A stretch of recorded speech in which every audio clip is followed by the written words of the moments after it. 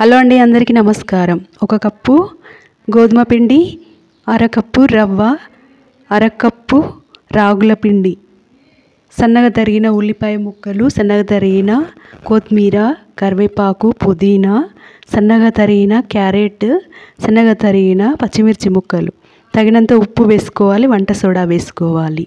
మొత్తం ఇలా నీళ్లు వేసి దగ్గరికి వచ్చేంత వరకు కలిపి మూత పెట్టి ఒక 20 నిమిషాలు పక్కకు పెట్టుకోవాలి.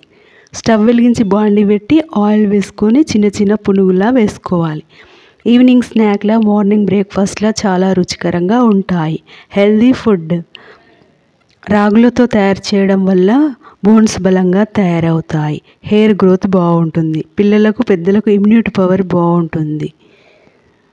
రాగి జావా రోజు ఒక గ్లాస్ తాగడం వల్ల ఊబకాయం ఉన్న వాళ్ళు తగ్గుతుంది. ఇలా స్నాక్ చేసుకొని తినడం వల్ల హెల్దీగా తయారవుతాము.